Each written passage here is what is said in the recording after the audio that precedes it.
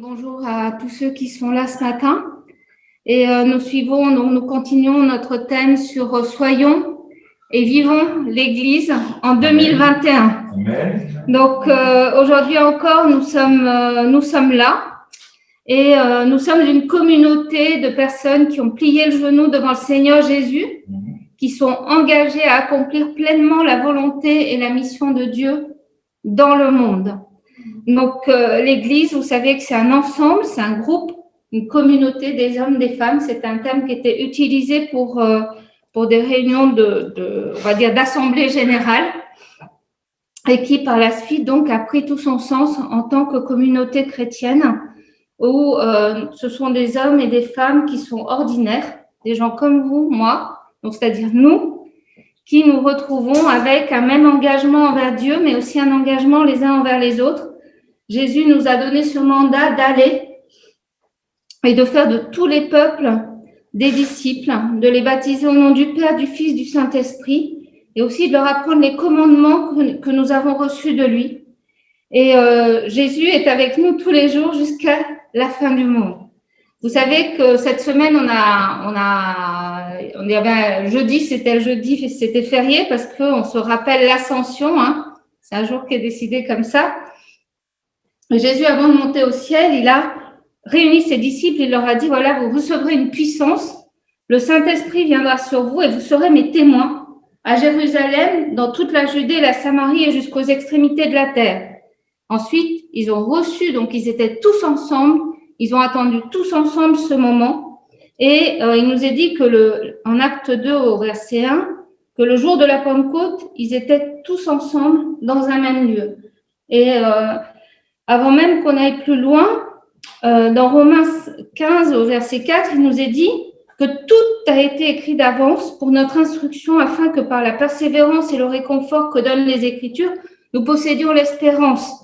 Donc, que le Dieu de la persévérance et du réconfort nous donne de vivre en plein accord les uns avec les autres, comme le veut Jésus-Christ, afin que tous ensemble, à nouveau, d'une seule voix, nous rendions gloire à Dieu et Père de notre Seigneur Jésus-Christ. Et tous ensemble, ça veut dire quoi? Tous ensemble, ça veut dire qu'on est d'un même corps, qu'on est d'un commun accord, qu'on a une passion commune. Ça veut dire que il y a une seule voix qui se lève, il n'y a pas de divergence. Et c'est vrai que j'avais jamais réalisé que quand on dit unanime, hein, des fois quand on fait les assemblées générales, en ce moment c'est les assemblées générales, on dit oui, alors à l'unanimité, on a décidé que. Donc, à l'unanimité, ça veut dire d'un commun accord, ça veut dire ensemble. Et le contraire, c'est diviser, partager. Et je voulais insister là-dessus parce que l'importance de pouvoir être unanime en tant qu'Église, cette importance d'être tous ensemble. Dans le dictionnaire, il nous est dit que l'unanimité, c'est conformité d'opinion ou d'intention entre tous les membres d'un groupe.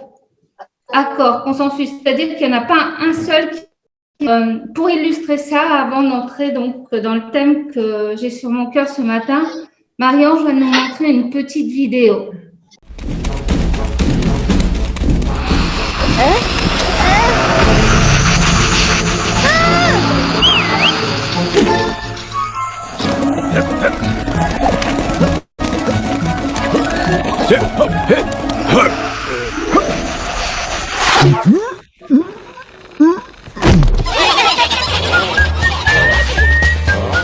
Ok, c'est génial. Vous avez vu comme le fait de faire bloc ensemble, eh ben, on est en force.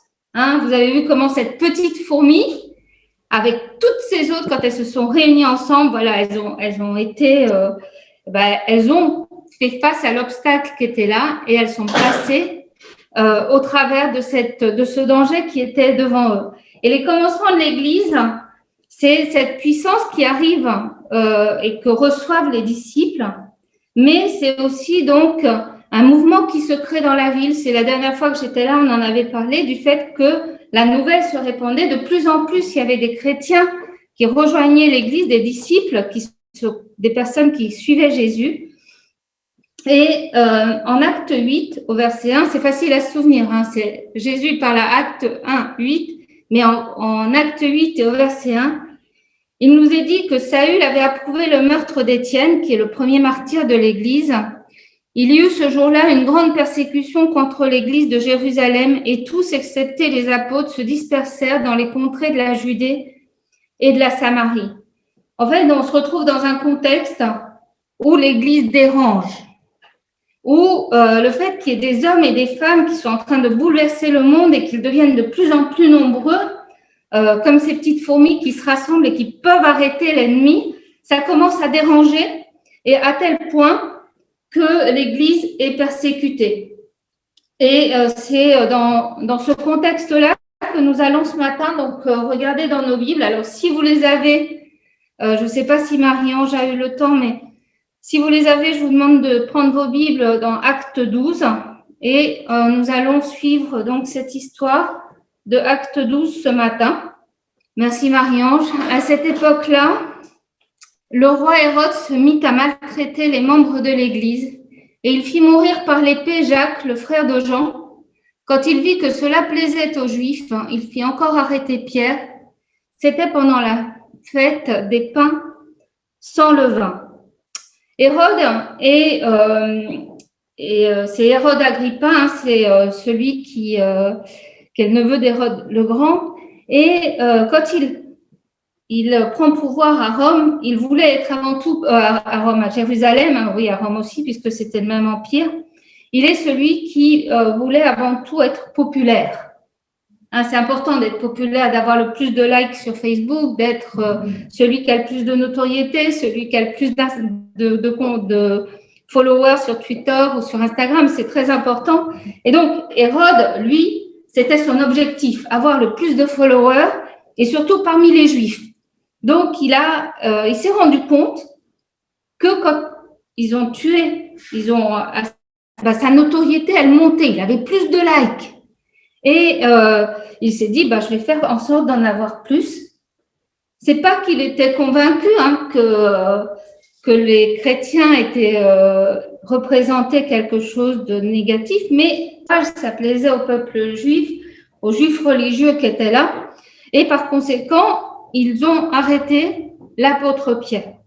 Donc, Pierre a été arrêté et il nous est dit que il s'est retrouvé au moment où c'était les jours de pain sans levain. Ça veut dire qu'à ce moment-là, ils ne voulaient pas accuser Pierre juste comme ça, hein, juste peut-être comme ils ont fait avec Jacques, le mettre à mort, mais ils voulaient le mettre devant un tribunal, faire un peu un événement, quoi, hein, comme un événement qui s'annonçait après la Pâque. Et on peut penser aussi à ce temps où Pilate se lavait les mains hein, quand Jésus se trouvait face à lui. C'était un peu le côté de pouvoir justement se impliquer et imposer la mort de Pierre face au peuple et lui s'enorgueillir, être de celui qui va se montrer comme étant le plus grand puisque son objectif était quand même d'être Dieu pour tous. Hein, il se positionnait au-dessus de Dieu et son objectif, c'était vraiment de pouvoir mettre tout le monde d'accord pour lui avoir cette notoriété-là. Et c'est dans ce contexte que l'Église se retrouve. Et l'Église, j'ai intitulé mon titre aujourd'hui « Une porte d'espérance pour la ville ». Ça peut paraître curieux dans une ambiance aussi dramatique, aussi grave, j'ai envie de dire, qu'on puisse parler d'une porte d'espérance pour la ville. Mais on va voir qu'il y a différentes portes dans ce texte et on va s'arrêter à toutes les portes de Acte 12. Dans Acte 12, on va continuer la lecture au verset 4. Il nous est dit, après l'avoir fait arrêter, donc on parle de Pierre, et jeté en prison, il le mit sous la garde de 4 escouades, de 4 soldats chacune. Il avait l'intention de le faire comparaître devant le peuple après la Pâque. Pierre était donc gardé dans la prison et l'Église adressait d'ardentes prières à Dieu pour lui. La nuit qui précédait le jour où Hérode allait le faire comparaître, Pierre, attaché de 2 chaînes, dormait entre 2 soldats. Des sentinelles postées devant la porte gardaient la prison. Pierre était un homme d'influence. Pierre était quelqu'un qui avait un impact, qui avait une influence dans la ville, qui avait un impact autour de lui. et représentait un danger pour l'ennemi. Et là, il est arrêté, il se retrouve dans une situation qui est entre quatre murs, avec des chaînes. Normalement, on mettait une seule chaîne aux prisonniers, mais là, il était tellement dangereux, c'était tellement quelqu'un de recherché qu'ils en ont mis des deux côtés, et que des gardes étaient en plus à la porte et gardaient la prison. Et cela m'a fait penser que des fois, nous pouvons être prisonniers dans nos vies. Des fois, on n'a pas besoin d'avoir, c'est peut-être pas visible, mais on est entre quatre murs, on est dans des situations où notre entourage, des gens qui se croient bien pensants, vont nous faire, vont essayer de faire arrêter le plan de Dieu dans notre vie. Ils vont pas vouloir que nous progressions dans notre vie et ils veulent arrêter ce que la parole de Dieu est en train d'accomplir, non seulement en nous, mais aussi à travers nous. Et j'ai envie de dire pas seulement ce qu'il est en train de faire au présent, mais ce qu'il voudrait faire plus tard. Parce que vous savez que quand le Seigneur nous voit déjà aujourd'hui, il a déjà un projet pour nos vies. Il sait déjà où il veut nous amener. On sait déjà qu'il a prévu un projet. Dans Jérémie 29, il nous a dit un projet plein d'avenir et d'espérance, plein de bonheur et d'espérance. Donc, c'est quelque chose qui est... c'est quelque chose qui représente un danger pour l'ennemi. Et quelque part, quand on se retrouve dans une prison, dans un hôpital même, des fois, j'ai envie de dire, on oublie que la main de Dieu est toujours avec nous. Pierre, on voit qu'ici, il dormait. Ça peut paraître étrange. Alors, peut-être qu'il était très fatigué, qu'il n'en pouvait plus et qu'il s'est endormi tout simplement. Mais c'était aussi, probablement, il devait avoir une confiance en Dieu. Cette paix, il avait déjà fait une première expérience en prison, mais il y avait cette confiance de se dire que celui qui nous garde, il est toujours avec nous.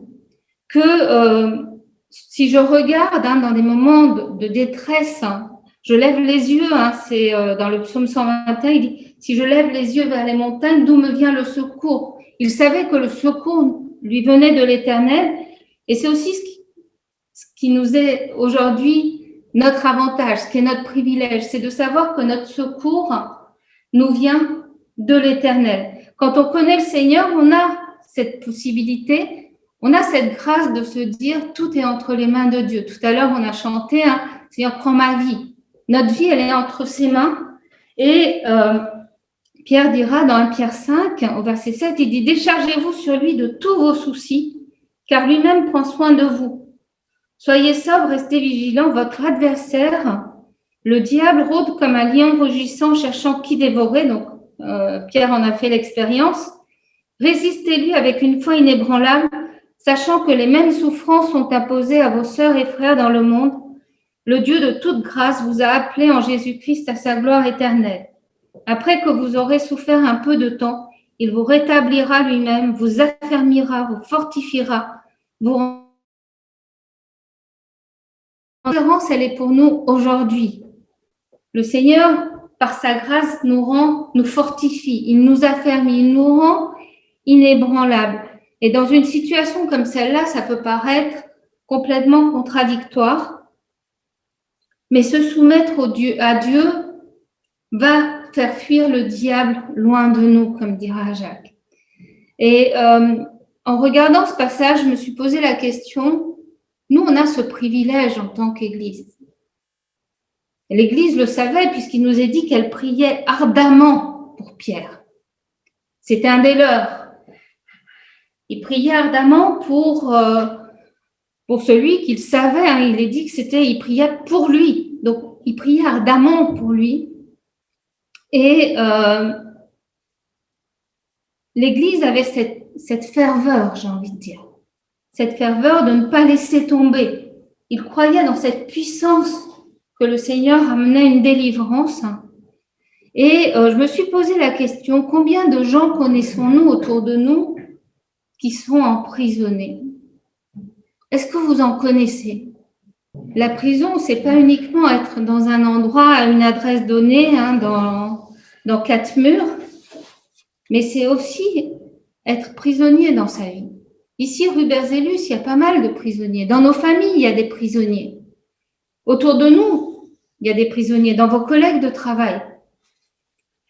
Et je me suis posé cette question, est-ce que nous, en tant qu'Église, nous prions pour eux? Est-ce que nous faisons ces prières ardentes afin qu'ils sortent de cette persécution, de cet enchaînement dans lequel l'ennemi les tient attachés? Il nous est parlé d'une porte de prison. Et Pierre, il était à l'intérieur de la prison. Les gardes, il y en avait un de chaque côté déjà à l'intérieur avec lui, mais aussi devant la prison, il y avait des gardiens qui étaient là. Et il fallait qu'ils passent à travers cette porte de la prison en premier. Et cette porte nous rappelle que beaucoup sont emprisonnés. Ils ont besoin en premier lieu de sortir de la prison. Et c'est le plan de Dieu de faire sortir chacun de ses enfants, chacune de ses créatures, de sa création, de cette prison, de ces murs qui nous tiennent enfermés, qui nous tiennent liés. Et comme il l'a fait pour Pierre, je pense qu'il peut le faire non seulement pour nous, si nous sommes dans des situations délicates, mais aussi c'est ce qu'il veut faire pour d'autres que nous connaissons et qui peuvent être dans ces situations d'enfermement, dans des situations où ils tournent en rond, j'ai envie de dire. Dans une prison, on tourne en rond. Ils sont dans cette situation où ils n'ont pas d'avenir, où ils n'ont pas d'espoir. Dieu, il veut nous donner un espoir. Et la deuxième porte qu'on va voir, on va continuer, c'est Dieu qui amène une délivrance, qui amène une intervention surnaturelle. Parce que pour sortir d'une prison, il faut qu'il y ait un pouvoir, une puissance surnaturelle. Il faut qu'il y ait un moment de grâce, il faut qu'il y ait un moment de justification. Et on va lire donc au verset 7. Soudain, un ange du Seigneur survint et une lumière resplendit dans la cellule. L'ange réveilla Pierre en le frappant au côté et lui dit « Lève-toi vite !» Les chaînes tombèrent de ses mains, puis l'ange lui dit « Mets ta ceinture et tes sandales. » C'est ce qu'il fit.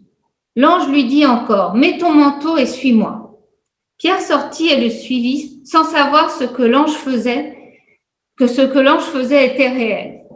Il croyait avoir une vision. Ils passèrent la première garde puis la seconde et ils arrivèrent à la porte de fer qui mène à la ville. La porte s'ouvrit d'elle-même devant eux. Ils sortirent et s'avancèrent dans une rue. Aussitôt, l'ange quitta Pierre, envoyait son ange et qu'il m'a délivré du pouvoir d'Hérode et de tout ce que le peuple juif attendait. Pierre est un homme d'influence. S'il était sous haute protection,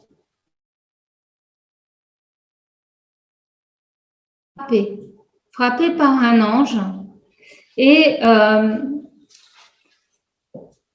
quand j'ai voulu regarder ce que le mot frapper était, il nous est dit que c'est frapper doucement, c'est donner un coup, frapper avec une épée, affligé, visité par des maux, percer, découper, tuer. C'est quelque chose qui est un peu violent comme mot. C'est pas quelque chose. Il lui a pas dit, c'est l'heure de se réveiller. Il lui a pas dit, il lui a pas chuchoté dans l'oreille. L'ange lui a donné un coup, comme on dit. Il a donné un coup de telle sorte que Pierre s'est réveillé. Et j'ai regardé dans certains commentaires, ils disent que même quand on donne ce genre de coup, on peut laisser une trace sur la peau parce que le coup est assez violent. Et Pierre, peut-être il avait du mal à se réveiller. En tout cas, il avait besoin qu'on lui donne un état de choc pour être réveillé et pour qu'il se lève. Et on voit que Dieu intervient de façon surnaturelle. Il arrive avec un ange pour amener un réveil dans la vie de Pierre. Il veut le réveiller. Et je crois qu'aussi Dieu veut nous réveiller. Il veut nous donner un coup. Des fois, on est dans des situations un peu compliquées, dans des situations un peu difficiles, parce que Dieu veut nous secouer. Des fois, on parle de checker.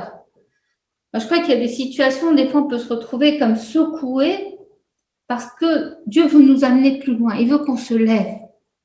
Il veut qu'on ne reste pas uniquement couché à dormir, mais il veut qu'on puisse, dans des situations de dépression, le refuge, c'est le sommeil.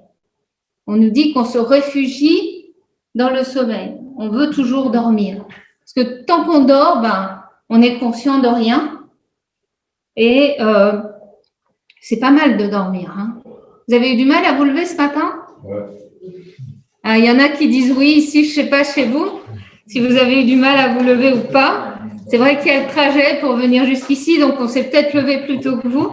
Mais en tout cas, c'est vrai qu'on n'a pas trop envie. Ça demande un effort. Et ici, donc, Pierre, il va être réveillé. Mais pas seulement il va être réveillé, mais l'ange va lui dire de s'habiller. Il lui dit, mets ta ceinture et tes sandales. Et en premier lieu, donc, vous savez que dans Éphésiens 6, quand on parle des armes de Dieu, pour maintenir, il nous est dit dans Éphésiens 6 au verset 11, revêtez-vous de toutes les armes de Dieu afin de pouvoir tenir ferme contre les manœuvres du diable, donc contre l'opposition, contre justement l'ennemi qui veut nous tenir enfermés dans la prison. En effet, ce n'est pas contre l'homme que nous avons à lutter, mais contre les puissances et contre les autorités, contre les souverains de ce monde de ténèbres, contre les esprits du mal dans les lieux célestes. C'est pourquoi prenez toutes les armes de Dieu afin de pouvoir résister dans le jour mauvais et tenir ferme après avoir tout surmonté. Et il est dit au verset 14, tenez donc ferme. Et en premier, il cite, ayez autour de votre taille la vérité en guise de ceinture. C'est un effort, c'est quelque chose que nous devons faire, la vérité. Qu'est-ce que la vérité? Jésus dira, ta parole est la vérité. C'est la parole de Dieu qui nous tient et qui nous soutient en guise de ceinture. Et ensuite, il dit, c'est ce qui nous donne aussi d'être justifiés devant Dieu, sa parole. Et il dit, mettez comme chaussure à vos pieds le zèle pour annoncer l'évangile de paix. On voit ici que l'ange parle à la fois de la vérité, donc de la parole, et il parle aussi des sandales, du zèle de l'évangile. Dieu, il avait un projet dans la vie de Pierre. Il avait ce projet qu'il proclame l'évangile. Et c'est aussi le projet qu'il a pour chacun de nous, pour chacun de ses disciples. C'est que nous proclamions l'évangile. Mais pour cela, il faut que nous revêtions notre ceinture. On ne peut pas rester couché.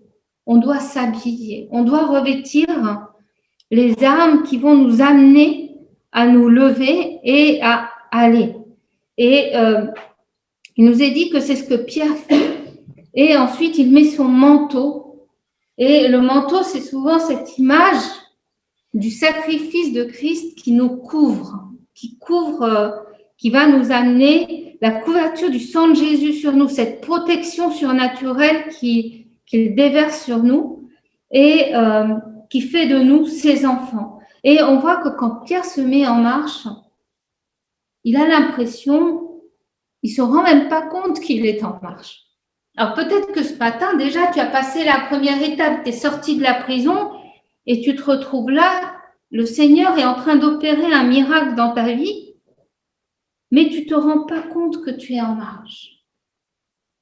Et il nous est dit que Pierre, il avait l'impression d'être dans une vision. Ça m'a fait penser à ce texte, je ne sais plus, c'est dans les psaumes, je crois que c'est au psaume 127, si je me souviens bien, et il dit, nous étions comme ceux qui font un rêve. Quand ils sortaient du peuple, de l'esclavage, ceux qui font un rêve.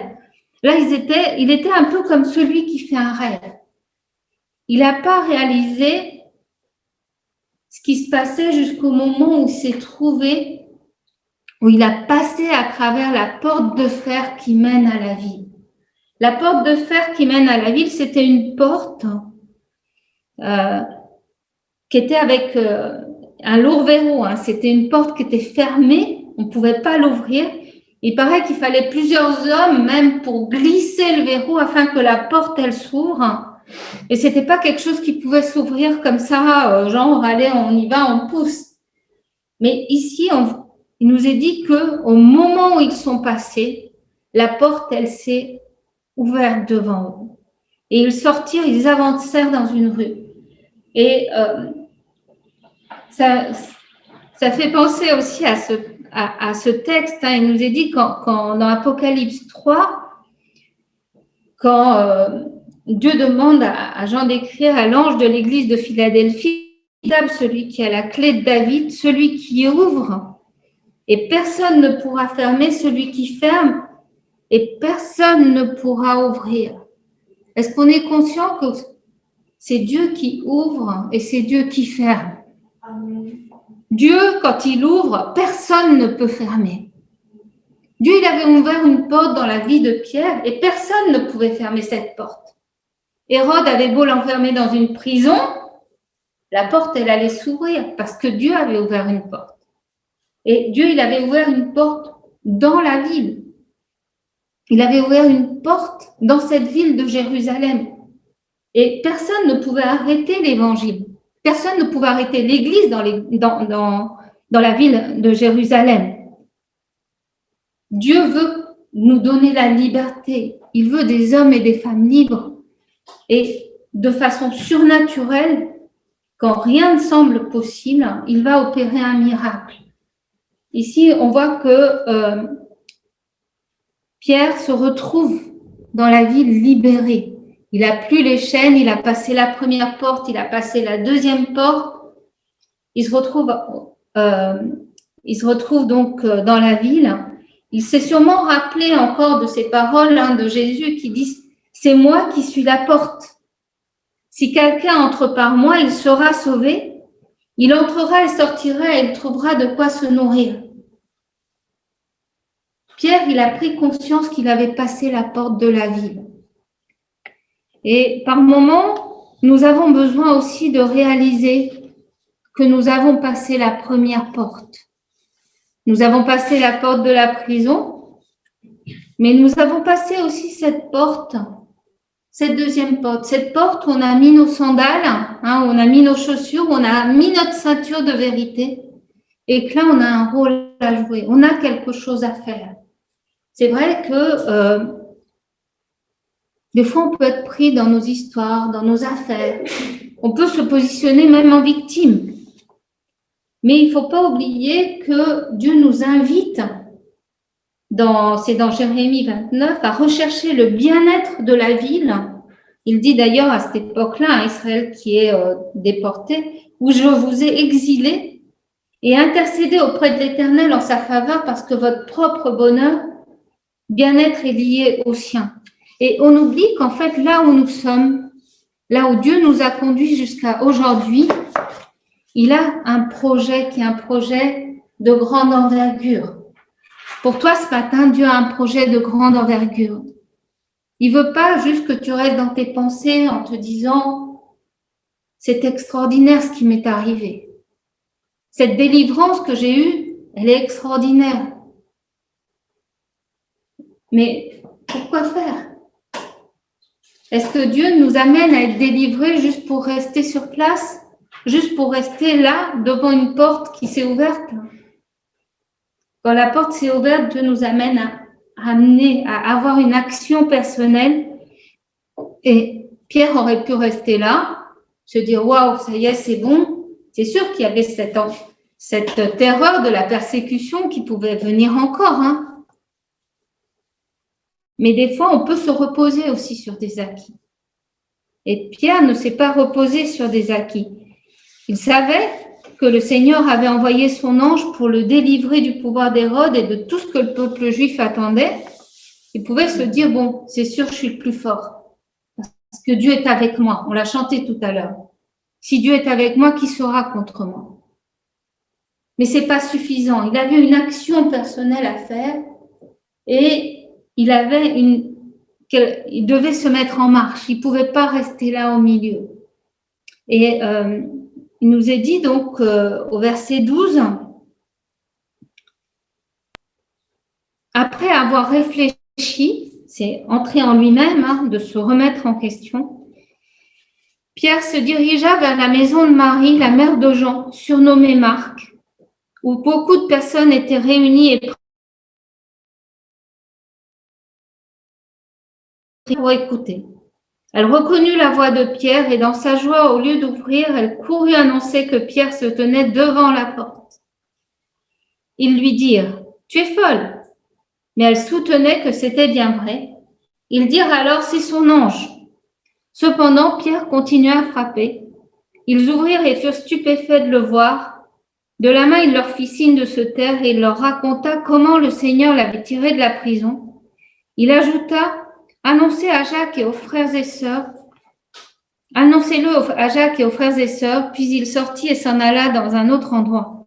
Quand il fit jour, il y eut une grande agitation parmi les soldats. Qu'était donc devenu Pierre? Ici, Pierre, il réfléchit au milieu de la ville. Et qu'est-ce qu'il va faire? Pierre, il avait un repère au milieu de la ville. Ce repère, c'était la maison de Marie, c'était l'église en fait. C'était un endroit où il savait qu'il pouvait aller pour lui. C'était la famille, c'était un endroit de réconfort, c'était un endroit où ils étaient tous ensemble, un endroit où ils étaient unanimes, où ils avaient le même cœur, où ils étaient dans cette même attente de la délivrance de l'Éternel, attente de cette libération. Et nous, on a les écrits, mais eux, ils n'avaient pas tout ça. Ils n'avaient pas le Nouveau Testament. Ils étaient dans cette attente. Et Pierre, il avait un repère dans la ville, et c'était l'Église. Et quand il arrive à l'église, c'est quand même insolite. En ce moment, on parle des personnages méconnus de la Bible. Je me suis dit, mince, si j'avais m'étais rendu compte de ça avant, j'aurais peut-être choisi Rode. Parce que Rode, c'est quand même énorme. Dans cette pièce, il nous est dit qu'il y avait beaucoup de personnes. Donc, il y avait des hommes, des femmes, il y avait toute une communauté qui était ensemble, qui priait pour que Pierre soit délivré, pour qu'il ne soit pas exécuté comme l'avait été Jacques. Et tout d'un coup, quand quelqu'un frappe à la porte, Pierre frappe à la porte de l'église, et qu'est-ce qu'on aurait fait, nous?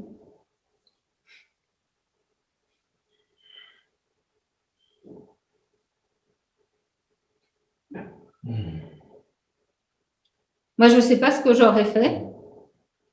En tout cas, elle était courageuse. Elle a été jusqu'à la porte. Ça aurait pu être l'ennemi à la porte. On ne sait pas qui était là. Mais elle a écouté ses émotions. Elle était contente. Elle a entendu la voix de Pierre. Ils étaient en train de prier pour lui, pour qu'il sorte de la prison. Tout d'un coup, elle l'entend. Mais peut-être qu'elle n'avait pas assez d'assurance. Peut-être qu'elle se sentait pas capable. Peut-être qu'elle se sentait pas légitime parce que des gens pouvaient dire quelque chose, je ne sais pas. Mais en tout cas, elle avait la poignée de la porte, elle était à portée de sa main. Et elle aurait pu ouvrir la porte. Et des fois, on prie pour des choses. On va aller en parler à des frères, des sœurs, à la communauté. On écoute la voix de Dieu qui nous parle ou est-ce qu'on écoute la voix des uns des autres? Ici, c'est tous des êtres humains. On a tous nos faiblesses et on a tous, nos forces. C'est vrai que quand un membre souffre, tout le corps, il souffre. Quand il y en a un qui se réjouit, on se réjouit tous ensemble. On est le corps de Christ, on est tous ensemble. Mais quand il y en a un qui reçoit une révélation, est-ce qu'on va s'autoriser à la vivre? Rode, elle est revenue, elle a parlé de ça. Elle a dit, j'ai reconnu cette Pierre qui est à la porte. Et quand elle est revenue, on lui a dit quoi? Folle. Et le mot folle ici, ça veut dire tu délires. C'est être dément, quelqu'un qui n'est pas maître de sa raison. C'est quelqu'un qui parle d'une manière qui fait penser qu'il n'a pas tout son esprit, il nous est dit dans la traduction. et le débat commence.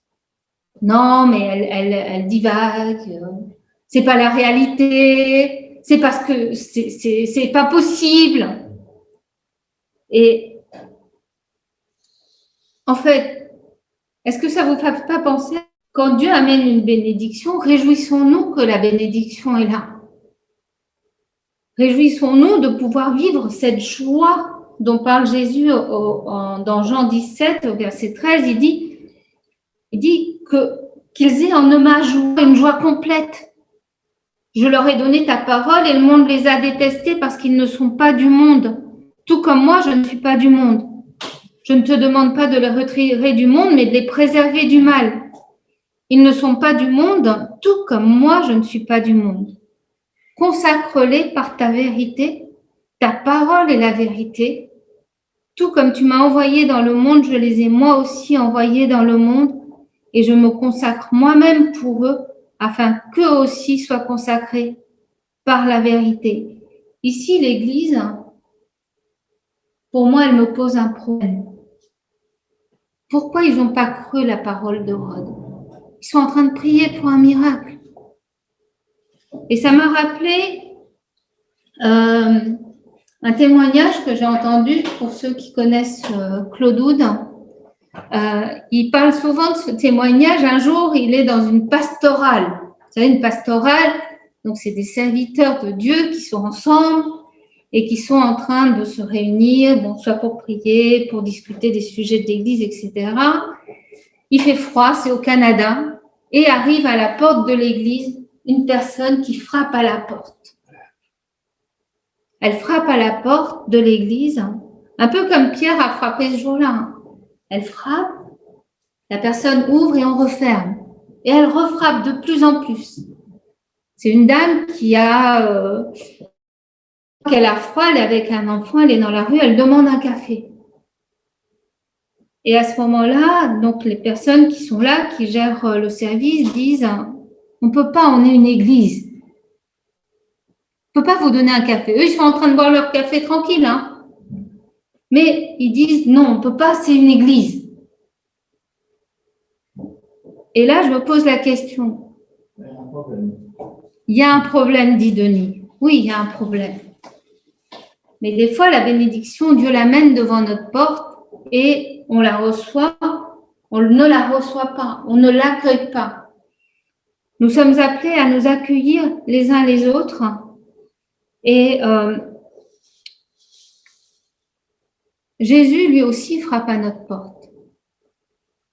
Souvent, on dit ce texte-là pour des personnes qui ne connaissent pas l'Évangile, pour des personnes qui ne sont pas chrétiennes. Or, c'est à l'église de Laodicée que Dieu parle. Et l'église de Laodicée, il nous est dit que cette église, elle n'est ni froide ni bouillante. Si seulement tu étais froid ou bouillant, tu n'es ni froid ni bouillant, je vais te vomir de ma bouche.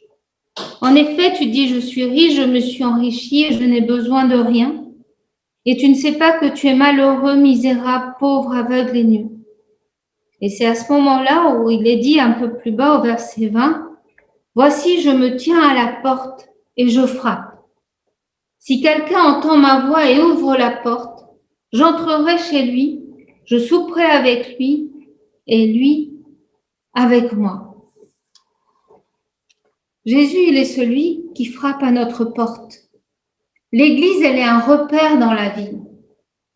Pour Pierre, mais elle est aussi un repère dans la ville pour des personnes qui sont libérées, des personnes qui passent la porte de la prison, qui se retrouvent dans la ville, qui ont passé les verrous de la ville et qui sont à la recherche d'une communauté, qui sont à la recherche de ce tous ensemble, qui sont à la recherche de ce partage, de cette communauté qui est dans Acte 2, 42, de persévérer dans l'enseignement, dans la communion fraternelle, dans la fraction du pain, dans les prières, qui sont dans la recherche, dans la quête d'être et de vivre l'Église. Pas uniquement de savoir qu'elle existe là-bas quelque part, il y a ce désir de entrer dans l'Église. Et j'ai envie de dire, entrer dans l'Église, ça dépend de nous. Entrer dans la maison de Marie, pour Pierre, ça dépendait de celui qui allait lui ouvrir. Il frappait, hein. Il nous est dit, il frappait et puis il continuait à frapper. Bon, heureux d'être continué à dire, mais si, je l'ai entendu, mais elle allait quand même pas ouvrir. Parce qu'elle avait cette crainte quand même au fond d'elle. Et la peur peut nous amener à passer à côté de la bénédiction que Dieu veut nous accorder. J'espère que quand nous allons à l'église, on trouve la porte ouverte. J'espère que nous sommes de ceux qui ouvrent la porte. Et l'église est une porte ouverte pour la vie. Ça doit être une porte ouverte comme elle a été pour Pierre a insisté, hein, mais on lui a ouvert la porte. On lui a ouvert la porte quand Pierre est rentré, qu'est-ce qu'il a dit? Dites-le aux autres. C'est-à-dire que le gardez pas pour vous. Hein. À l'époque, ils n'avaient pas un portable, ils ne pouvaient pas faire sur Twitter, ils ne pouvaient pas faire le message sur Instagram, ils ne pouvaient pas faire le message sur Facebook pour que ça se sache. Ils étaient obligés de sortir et d'aller le dire. Et la délivrance, la liberté que Dieu veut nous amener, c'est pour que nous puissions aussi sortir la dire, que nous puissions sortir la communiquer, que nous puissions partager les miracles que Dieu accomplit au milieu de nous. Ce que Dieu fait, c'est pas pour qu'on le mette sous une table, c'est pas pour qu'on le cache, mais c'est pour qu'on puisse le proclamer, pour qu'on puisse proclamer l'amour de Dieu, qu'on puisse proclamer la vérité, qu'on puisse proclamer la délivrance de l'Éternel. Aujourd'hui, c'est encore un jour de grâce que le Seigneur nous accorde et c'est un jour où il nous libère. C'est un jour où il nous fait prendre conscience que nous sommes libres. Et j'ai envie de dire que ce matin, si tu n'es pas conscient que tu es un homme, une femme libre, tu as encore l'opportunité de vivre la liberté. Tu as l'opportunité de sortir de cette prison, de vivre le projet que Dieu a pour ta vie. Il nous est dit que rien ni personne ne peut nous séparer de l'amour de Christ, mais aussi rien ni personne ne peut arrêter le plan et le projet de Dieu dans ta vie. S'il y a quelqu'un qui peut l'arrêter, c'est toi-même.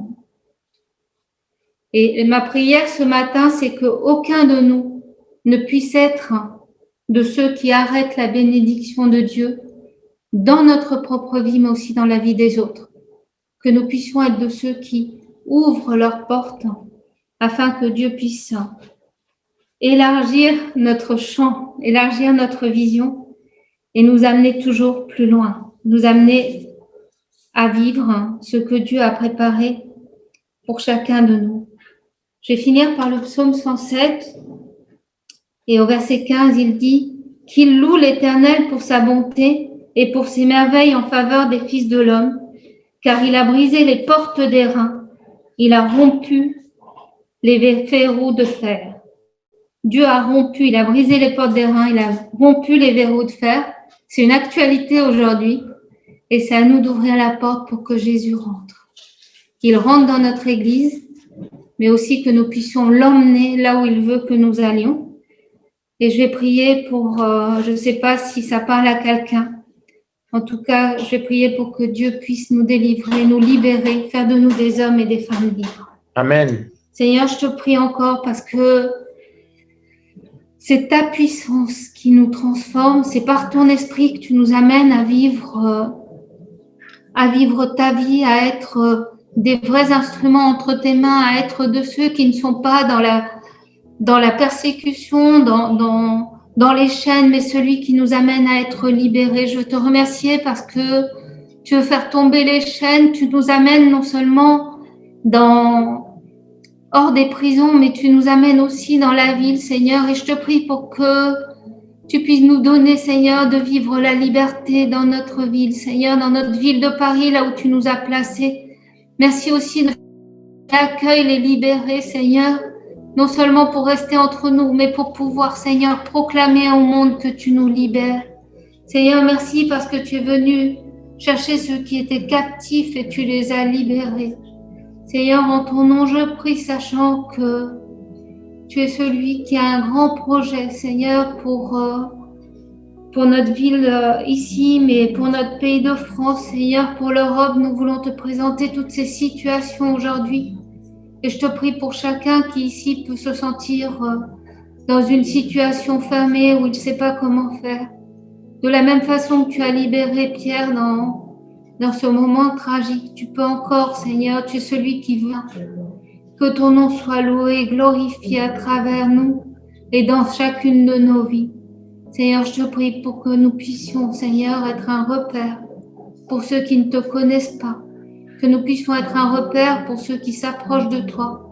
Seigneur, ne permets jamais que quand tu frappes à notre porte, nous la laissions fermée, mais Seigneur, je te demande pardon pour toutes les fois où des gens ont pu venir et où nous fermons nos portes. Seigneur, c'est toi qui conduis les pas, Seigneur, des hommes, des femmes jusqu'à toi.